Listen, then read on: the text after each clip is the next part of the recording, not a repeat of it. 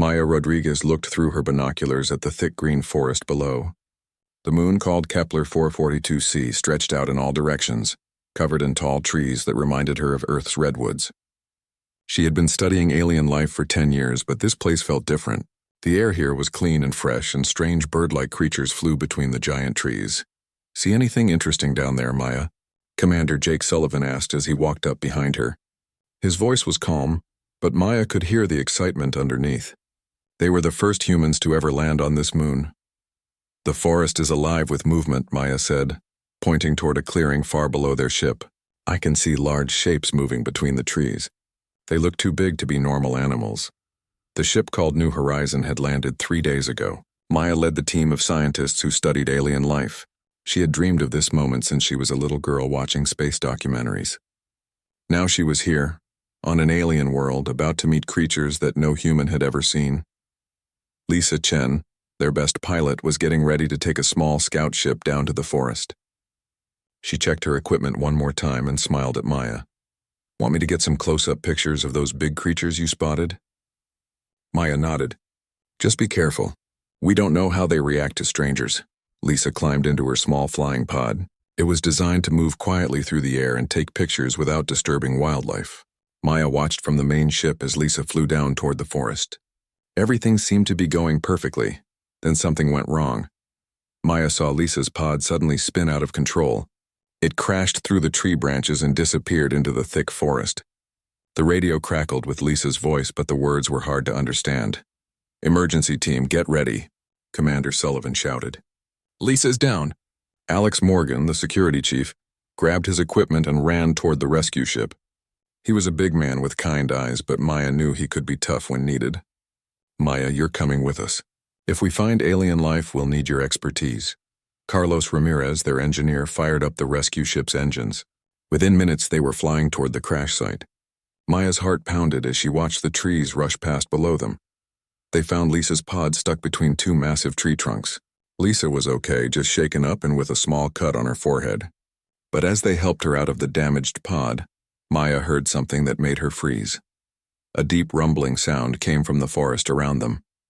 It was like a bear's growl, but much deeper and more powerful. Alex immediately raised his weapon and looked around nervously. "What was that?" Lisa whispered. Maya pointed to the thick bushes nearby. "Look, a creature stepped out from behind the trees." Maya had never seen anything like it. The beast stood 12 feet tall and looked like a giant bear, but its back was covered in thick armor-like plates that shined in the sunlight. Its eyes were intelligent and angry. This was clearly a mother protecting her territory. "Nobody move," Maya said quietly, but Alex was already nervous and stepped backward. His foot snapped a branch. The creature roared and charged toward them. Alex fired his weapon, but the energy beam bounced off the creature's armor plating. The beast swung its massive paw and knocked Alex to the ground. He wasn't seriously hurt, but he was stunned. "Run!" Carlos shouted. They all ran toward their rescue ship, carrying Lisa between them. The creature chased them, roaring and crashing through the bushes. Just as they reached their ship, Maya heard something that made her heart break. Small crying sounds came from the forest. Maya turned and saw 3 tiny versions of the giant creature. They were cubs, no bigger than house cats, and they were scared and confused. In all the chaos, they had been separated from their mother. The mother creature stopped chasing the humans when she heard her babies crying. She turned and ran back toward the sound, but the cubs had wandered in the wrong direction. Maya watched as the mother searched frantically for her children. "We have to go," Alex said, holding his bruised ribs. "That thing is dangerous," but Maya couldn't stop watching. The cubs were lost and scared. Their mother was calling for them, but they couldn't find each other in the thick forest. Maya had studied animal behavior her whole life, and she knew how important it was for young animals to stay with their mothers. As their ship flew back to the main vessel, Maya kept looking down at the forest. She could see the 3 small cubs walking slowly through the trees, following the path the humans had taken. They seemed to think the humans might lead them back to safety. That night, Maya couldn't sleep. She kept thinking about the cubs and their mother. She had come to this world to study alien life, but her first contact had gone terribly wrong. Instead of making friends with a new species, they had accidentally separated a family. Commander Sullivan called a meeting the next morning. "We need to be more careful," he said. "These creatures are intelligent and dangerous. From now on, we stay on the ship unless absolutely necessary. But Maya wasn't listening. She was looking out the window at the edge of the forest. 3 small shapes sat at the tree line, looking up at the human ship. The cubs had followed them home. Maya made a decision that would change everything. That evening, when everyone else was asleep, she quietly opened the ship's food storage and took out some nutrition packets. She put on her protective suit and walked down the ship's ramp. The cubs were still there, huddled together under a large tree. When they saw Maya, they didn't run away. Instead, they watched her with curious, intelligent eyes. Maya placed the food packets on the ground halfway between the ship and the forest, then backed away slowly. She had no way of knowing that this simple act of kindness would be the beginning of the most important friendship in human history. All she knew was that 3 small creatures were hungry and scared, and she had food to share. As Maya walked back to the ship, she didn't see the large shape watching from deep in the forest. The mother creature had found her cubs, and she was watching the strange visitor who had fed her children. For the first time since the humans arrived, she didn't feel angry. Maybe these strange beings weren't enemies after all. Maya woke up early the next morning and looked out her window. The food packets she had left the night before were gone. The 3 cubs sat in the same spot, but now they looked healthier and more alert. Their mother was nowhere to be seen, but Maya had a feeling she was watching from somewhere in the dark forest. Maya decided to make this a daily routine. Every morning, she would leave fresh food and water near the tree line. Commander Sullivan didn't like the idea, but he agreed to let her continue as long as she stayed safe and didn't get too close to the creatures. Those animals could be dangerous, Sullivan warned. We don't know what diseases they might carry, or how their parents might react. But Maya was careful. She always wore her protective suit and never tried to touch the cubs. Instead, she watched them from a distance and took notes about their behavior. What she discovered amazed her. The cubs were incredibly smart. They had learned to recognize the sound of Maya's footsteps and would come out of hiding whenever they heard her approaching. They had also figured out that the food came at the same time each morning, and they would wait patiently in their usual spot. Carlos Ramirez helped Maya set up small cameras around the food area. These will let us watch them without getting too close, he explained as he hid the tiny devices in the trees. The cameras can record everything they do.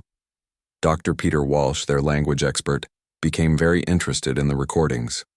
He spent hours listening to the sounds the cubs made and watching their body movements. Look at this, he said to Maya one afternoon, pointing at his computer screen. They're not just making random noises. They have patterns. Maya leaned over to look. The cubs made different sounds for different things. They had one sound when they were hungry, another when they were happy, and a completely different sound when they were scared or worried. They also used their bodies to talk, tilting their heads in certain ways or moving their small paws in specific patterns. They have a real language, Peter said with excitement. It's not as complex as human speech, but it's definitely communication. The most amazing discovery came when Maya realized the cubs were learning about humans just as much as the humans were learning about them. When she watched the camera recordings, she could see the cubs practicing human movements. They would copy the way Maya walked or try to stack small stones the way they had seen Carlos arrange his equipment. One morning, Maya arrived to find something that made her heart skip. The cubs had arranged their food in neat piles, just like Maya always did when she set out their meals. They were copying her behavior and showing her that they understood she was trying to take care of them. The mother creature started appearing more often too. Maya decided to call her Kara because the name sounded strong and protective. Kara would stay at the edge of the forest and watch Maya during feeding time. At first, she looked ready to attack if Maya got too close to her babies. But as the days passed, Kara seemed to relax. Maya noticed that Kara was teaching her cubs important lessons. She would show them which plants were safe to eat and which ones to avoid. She taught them how to recognize different sounds in the forest and what each sound meant. Most importantly, she was teaching them about the humans. Maya watched through the cameras as Kara brought her cubs close to the ship when no humans were outside. She would point toward the ship and make soft sounds as if explaining to her children that these strange metal creatures weren't dangerous. The cubs would listen carefully and repeat back the sounds their mother made. Everything changed during a terrible storm. The weather on the moon could be harsh with strong winds and heavy rain that lasted for days. On the 3rd night of the storm, Maya couldn't sleep because of the loud thunder and lightning. She decided to check on the cubs through the ship's external cameras. What she saw made her gasp. The three small creatures were huddled under the ship's landing gear, trying to stay dry and warm. They were shivering and looked miserable in the cold rain. Their thick fur was soaked, and they pressed close together for warmth. Maya knew she was breaking safety rules, but she couldn't watch the cubs suffer. She grabbed some thermal blankets from the emergency supplies and put on her rain gear. Commander Sullivan was asleep, and she didn't want to wake him and risk being told no. She quietly opened the ship's lower hatch and climbed down into the storm. The cubs saw her coming and made small, worried sounds. Maya moved very slowly and spoke in a soft, calm voice, even though she knew they couldn't understand her words. "It's okay, little ones," she said gently. "I'm just trying to help." She placed the warm blankets near the cubs, but not so close that they would feel trapped. Then she backed away and waited. The cubs looked at the blankets, then at Maya, then at each other. Finally, the smallest one reached out with a tiny paw and touched the soft material. The blanket was warm and dry. Within minutes, all three cubs had crawled under the blankets and were making happy, purring sounds. Maya smiled and started to head back to the ship. But as she turned to leave, she saw something that took her breath away. Kara stepped out from behind a large tree only 20 feet away. The mother creature was soaking wet from the storm, but she had been watching the whole time, ready to protect her cubs if needed. For a long moment, Maya and Kara stared at each other through the rain and lightning. Maya stood perfectly still, not wanting to seem threatening. Then Kara did something unexpected. She tilted her head to one side and made a low, soft sound that Maya had never heard before. Peter later told Maya that the sound meant thank you in the cubs' language. But Maya already knew what Kara was trying to say. The look in the mother creature's eyes said everything. For the first time since the humans had arrived, Kara saw Maya not as an enemy, but as someone who cared about her children's safety. Maya walked slowly back to the ship, her heart pounding with excitement. She had just had her first real conversation with an alien intelligence, and it had been about the most universal language of all, the love between a parent and child. When she reached her room, Maya looked out the window one more time. Kara was lying down next to her cubs under the warm blankets, keeping them safe from the storm. The mother creature looked up at the ship and made that same soft sound again. Maya knew that everything had changed. Tomorrow would bring new possibilities for understanding between their two species. The morning after the storm, Maya felt different as she prepared the daily food for the cubs. The thermal blankets were neatly folded and placed near the tree line, as if Kara wanted to return them but also show appreciation for their use. Maya smiled as she picked up the blankets. They smelled like the forest and something else, something warm and comforting that she couldn't identify. The cubs were waiting in their usual spot, but they seemed more relaxed than before. They no longer ran away when Maya approached. Instead, they watched her with curious eyes and made soft chirping sounds that Peter had identified as friendly greetings. Maya was setting up a new observation camera when disaster struck. The metal bracket slipped from her hands and crashed against a sharp rock. When she reached down to pick it up, the jagged edge sliced deep into her palm. Blood immediately began flowing from the cut. "Ow," Maya said loudly, sitting down hard on a nearby fallen log. She pressed her other hand against the wound, trying to stop the bleeding. The cut was deeper than she had thought, and it hurt badly. Maya reached for her first aid kit and began cleaning the wound. She was so focused on taking care of her injury that she didn't notice the small movement in the bushes nearby. When she looked up, her breath caught in her throat. The smallest cub, the one she had started calling Pip, was standing just 5 feet away. The little creature's head was tilted to one side, and its eyes were focused on Maya's bleeding hand. Pip made a soft, worried sound that Maya had learned meant distress or concern. Maya sat very still. This was the closest any of the cubs had ever come to her. She could see the individual strands of Pip's thick fur, and the way the morning sunlight made the small creature's eyes shine like amber jewels. Pip took another step closer. Then another. Maya held her breath as the tiny alien carefully approached her injured hand. When Pip was close enough to touch her, the cub gently reached out with one small paw and barely brushed against Maya's bandaged palm. The touch was incredibly gentle. Pip made the same soft sound that Maya had heard the cubs use when they comforted each other. It was unmistakably a sound of sympathy and care. Maya felt tears spring to her eyes as she realized what was happening. "You're trying to make me feel better, aren't you?" Maya whispered. Pip looked up at her face and made a different sound, one that Peter had said might mean yes, or agreement. Then the little cub did something that amazed Maya even more. Pip sat down next to her on the log and leaned against her leg, offering the same kind of comfort that the cubs gave each other when one of them was hurt or scared. Maya sat perfectly still, hardly daring to breathe. She could feel the warmth of Pip's small body through her protective suit. The cub was purring softly, a sound that Maya felt as much as heard. It was the most beautiful sound she had ever experienced. While this was happening, Maya became aware of movement at the edge of the forest. Kara stepped out from behind the trees, but instead of looking angry or protective, the mother creature seemed curious. She walked slowly toward Maya and Pip, her massive head lowered in what Maya now recognized as a non-threatening posture. Steve Thompson, their communications officer, was watching through the remote cameras from the ship. His excited voice came through Maya's radio. "Maya, are you seeing this? The mother is approaching, but her body language is completely different from before. She's not showing any signs of aggression." Maya wanted to tell Steve to be quiet, but she didn't dare move or speak. Kara was now only 10 feet away, close enough that Maya could see the intelligence in her large, dark eyes. The mother creature was studying Maya carefully, as if trying to understand something important. Kara made a series of sounds that Maya had never heard before. They were complex and musical, with rising and falling tones that reminded Maya of a song. Peter's voice came through the radio, speaking quickly with excitement. "Maya, she's using formal communication patterns. This isn't casual talk, she's trying to have a real conversation with you." Maya didn't know how to respond with words, so she did something that felt natural. She slowly held out her uninjured hand, palm up, in what she hoped was a peaceful gesture. Kara looked at the offered hand for a long moment, then stepped closer. The mother creature was enormous up close. Her paw was bigger than Maya's entire hand, and her claws were as long as Maya's fingers. But when Kara reached out and gently touched Maya's palm with the tip of one claw, her touch was surprisingly gentle.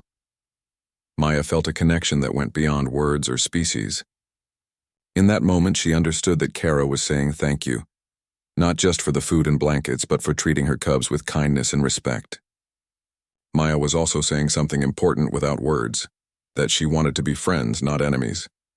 The other two cubs, seeing their brother Pip sitting calmly with Maya, decided it was safe to come closer too. Maya watched in wonder as they approached.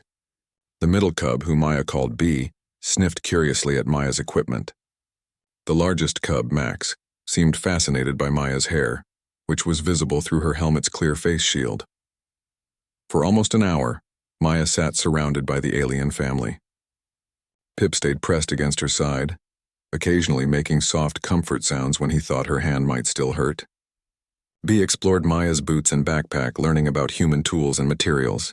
Max sat in front of Maya and tried to copy her facial expressions, tilting his head when she tilted hers and opening his mouth when she smiled. Kara watched it all with what Maya could only describe as approval. The mother creature had made a decision to trust Maya completely. This wasn't just about food anymore. This was about accepting Maya as a friend of the family. When Maya finally had to return to the ship, the cubs didn't try to follow her.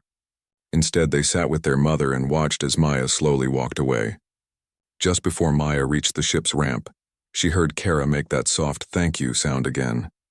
But this time, Maya understood that Kara wasn't just thanking her for helping with the cubs. She was thanking Maya for showing her that not all strangers were dangerous. Some strangers could become friends even when they came from different worlds and looked completely different.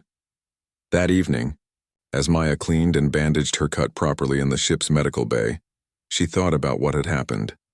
She had come to this world to study alien life, but instead alien life had studied her. The cubs had learned that humans could be gentle and caring. Kara had learned that humans understood the importance of protecting children. But most importantly, Maya had learned that love and kindness were truly universal languages. They could bridge any gap between species, no matter how different those species might be. As she fell asleep that night, Maya could still feel the warmth of Pip's small body leaning against her and the gentle touch of Kara's massive paw. Tomorrow would bring new discoveries, but tonight, she was content knowing that she had made the first real friends humanity had ever found among the stars. 3 weeks had passed since Maya's first real contact with the alien family. Every day brought new discoveries and deeper understanding between the species. Maya had learned to recognize at least 20 different sounds that the cubs made, and they had learned to respond to several of her gestures and vocal tones. The daily feeding routine had evolved into something much more meaningful. Maya no longer just left food and walked away. Instead, she would sit cross-legged on a soft patch of grass near the tree line and let the cubs approach her at their own pace. Kara always watched from nearby, but she no longer seemed worried about Maya's presence. Dr. Peter Walsh had made remarkable progress in understanding their language. They have concepts for family, safety, play, and even something that might be friendship, he explained to the crew during their morning briefing. The complexity of their communication suggests they have rich social structures and emotional lives. Commander Sullivan had initially been skeptical of Maya's methods, but the peaceful progress had convinced him to extend their mission. This is the most successful first contact in human history, he admitted. Maya's approach has opened doors we never imagined possible. On this particular morning, Maya felt especially happy as she walked toward the meeting place. Her injured hand had healed completely, and the cubs had been more playful than usual the day before. The weather was perfect. Warm sunshine filtered through the forest canopy, and a gentle breeze carried the sweet scent of alien flowers. Maya settled into her usual position on the soft grass and began arranging the food packets in neat rows. The cubs had learned to wait patiently until she finished this ritual before approaching. It was one of the many small courtesies they had developed together. "Good morning, little ones," Maya said softly as she saw 3 familiar shapes emerge from the forest. The cubs had grown noticeably larger over the past weeks, but they were still small enough to remind Maya of earth puppies or kittens. Pip, always the bravest, approached first. But instead of going straight to the food as usual, he walked directly to Maya. The little creature looked up at her with those intelligent amber eyes and made a sound that Peter had identified as a greeting used between close family members. Maya's heart melted. "Good morning to you too, Pip," she replied, holding out her hand for their usual gentle touch greeting. But Pip surprised her. Instead of just touching her hand and moving away, he climbed onto her outstretched arm. His small claws found purchase on her reinforced field suit as he scrambled up her arm like a living, breathing teddy bear. Maya sat perfectly still, afraid to move and startle him. Pip settled comfortably on her forearm and began making the happy purring sounds that cubs used when they felt completely safe and content. B, seeing her brother's bold move, decided to try something similar. She approached Maya's other side and began investigating her leg. After a moment of careful exploration, B climbed onto Maya's lap, turning in a small circle before settling down like a cat finding the perfect sunny spot. Maya could barely contain her excitement. Having 2 alien cubs treat her like a trusted family member was beyond anything she had dreamed possible. But the biggest surprise was yet to come. Max, the largest and usually most cautious of the 3 cubs, had been watching his siblings with obvious interest. After several minutes of careful consideration, he made his decision. Max walked up to Maya's left side and wrapped his small arms around her waist in what could only be described as a hug. The gesture was so unmistakably affectionate and human-like that Maya felt tears spring to her eyes. Max pressed his furry head against her side and made soft, contented sounds that needed no translation. He was telling her that he loved her and felt safe with her. Maya sat surrounded by the 3 alien cubs, hardly daring to breathe. Pip perched on her arm like a living decoration, occasionally reaching out to touch her hair with gentle curiosity. B had curled up in her lap and was now dozing in the warm sunshine. Max continued to hug her waist, his small body warm against her side. Carlos Ramirez, who was monitoring the cameras from the ship, spoke quietly through Maya's radio. "Maya, this is incredible. All the cameras are recording. This moment is going to change everything humans believe about our place in the universe." But Maya wasn't thinking about history or science. She was thinking about how natural this felt, how perfectly right it seemed to be surrounded by these trusting young creatures. They had accepted her completely, treating her not as an alien visitor but as part of their extended family. From the forest came the sound of approaching footsteps. Maya looked up to see Kara emerging from the trees, but the mother creature's posture was unlike anything Maya had seen before. Kara walked slowly and deliberately, her massive head held high in what Maya now recognized as a gesture of respect and approval. Kara approached until she was only a few feet away from Maya and her cubs. The mother creature looked down at the peaceful scene, her 3 children using this strange alien being as their personal playground and comfort source. Then Kara did something that took Maya's breath away. The massive creature slowly lowered herself to the ground and lay down beside Maya, close enough that Maya could feel the warmth radiating from Kara's large body. Kara positioned herself so that she formed a protective circle around Maya and the cubs, like a living fortress of safety and acceptance. Maya realized that this was more than just tolerance or friendship. Kara was actively including Maya in her family unit. In the language of protective mothers everywhere, Kara was saying that Maya belonged here. That she was trusted completely with the most precious things in Kara's world, her children.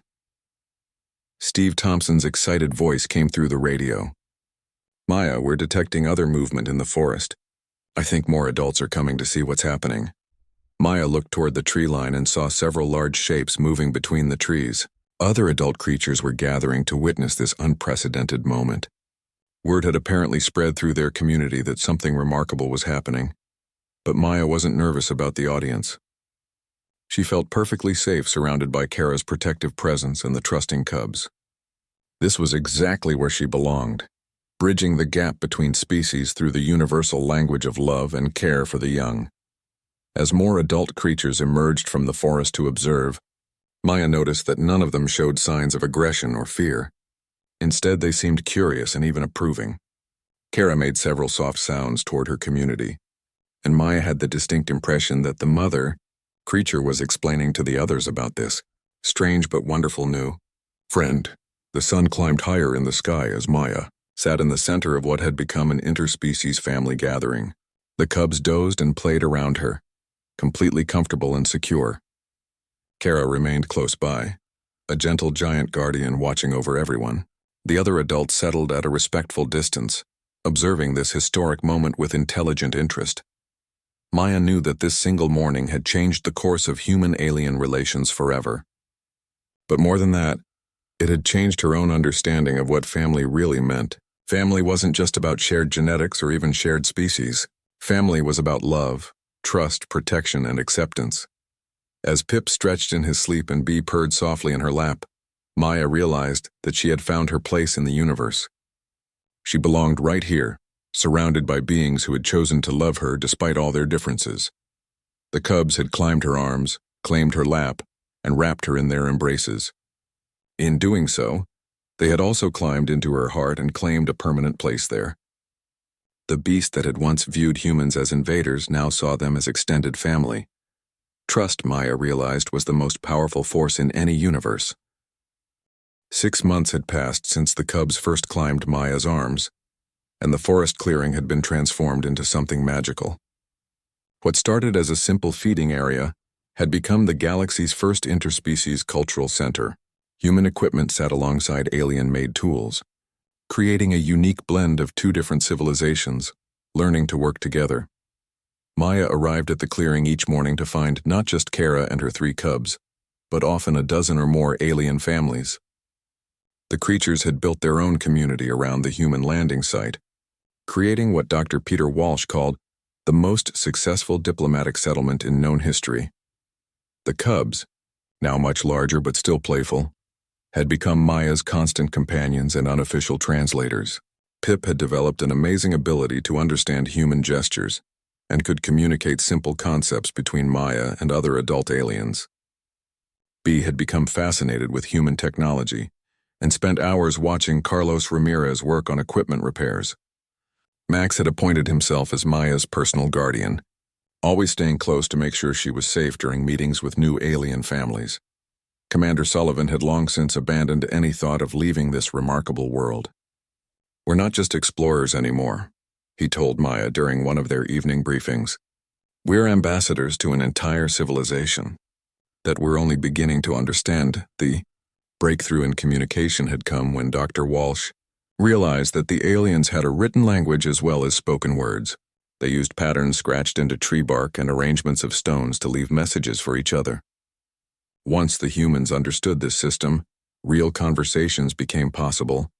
Maya discovered that the aliens called themselves the Keth, which roughly translated to forest guardians. Their society was based on extended family groups that worked together to protect their territory and raise their young. They had been living on this moon for thousands of generations, developing a complex culture that valued wisdom, cooperation, and care for the environment. The most amazing discovery came when Kara brought Maya to see ancient stone carvings deep in the forest. The pictures showed creatures that looked remarkably like spaceships, suggesting that the Keth had encountered visitors from space before. But those previous meetings had apparently ended badly, because the carvings also showed conflict and destruction. "We are the star-touched ones who bring peace instead of war," Kara explained to Maya using their slowly developing shared vocabulary. "Our stories told us that sky children would come again someday, and we would know them by their kindness to cubs." Maya realized that her simple act of feeding hungry young ones had fulfilled an ancient prophecy that had been passed down through Keth generations. The aliens had been waiting for centuries for visitors who would prove their good intentions by caring for children rather than conquering territory. The cultural exchange program that developed was unlike anything humans had ever experienced. Maya taught the cubs to recognize star patterns and basic mathematics using human number systems. In return, the adult Keth shared their incredible knowledge of the forest ecosystem and weather patterns that could help humans survive on the moon. Carlos learned to build shelters using Keth construction, techniques that were perfectly adapted to the local environment. The aliens showed him how to weave strong ropes from forest plants and how to create waterproof coverings that could withstand the moon's severe storms. Dr. Walsh made remarkable progress in learning the Keth language. He discovered that they had complex concepts for different types of relationships, words that distinguished between family by birth, family by choice, and family by species crossing. Maya had apparently become family by species crossing to Kara's clan, a relationship that carried deep responsibilities and privileges. The daily routine in the clearing had evolved into something beautiful. Each morning, Maya would arrive to find cubs from multiple families waiting to continue their learning games. She taught them simple human concepts while they taught her about forest navigation, plant identification, and the complex social rules that governed Keth society. Kara had become Maya's closest friend and cultural advisor. The mother creature helped Maya understand which behaviors were appropriate when meeting new Keth families and how to show proper respect for their elders. In return, Maya shared human stories and concepts that fascinated the intelligent alien. The most touching development was watching the cubs from different families play together, using games that combined human and Keth traditions. They would build structures using both human tools and alien techniques, creating unique hybrid constructions that neither species could have imagined alone. Steve Thompson had established a communication network that allowed the Keth to contact the human ship whenever they needed help or wanted to share important information. The aliens had proven to be excellent weather forecasters and had warned the humans about several dangerous storms that could have damaged their equipment.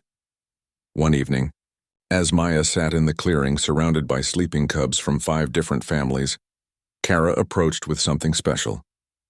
The mother creature carefully presented Maya with a small pendant made from woven plant fibers and polished stones. "This marks you as elder friend to all Keth," Kara explained. "You may travel anywhere in our territories and will be welcomed as family. Your skyship people are now our people too." Maya accepted the pendant with tears in her eyes. She understood that this simple gift represented something profound, the first true alliance between humans and an alien civilization.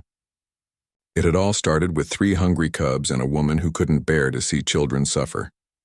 As the months turned into a full year, the settlement grew into a thriving community. Human scientists worked alongside Keth experts to study the moon's unique ecosystem. Young Keth learned about human technology while human crew members learned alien survival techniques that were perfectly adapted to the local environment. The cubs who had first climbed Maya's arms were now adolescents, but they still greeted her each morning with affectionate hugs and excited chatter about their latest discoveries. Pip had become a skilled translator, helping other humans communicate with newly arrived Keth families. B was working with Carlos to design hybrid tools that combined the best of both technologies. Max had grown into a strong protector who helped keep the peace during interfamily gatherings. Maya often stood at the edge of the clearing in the evening, watching Keth and human children play together in the dying sunlight. Their laughter sounded remarkably similar despite coming from different worlds and different vocal systems. The sight never failed to fill her heart with hope for the future. Commander Sullivan had sent regular reports back to Earth about their discoveries, and word was spreading throughout human space about the successful contact on Kepler 442c. Other exploration missions were being planned with Maya's protocols as the standard for approaching new civilizations, but Maya wasn't thinking about fame or historical significance as she watched the interspecies children chase each other through the forest. She was thinking about how simple it had been to build bridges between worlds. You just had to start with love and patience for the young.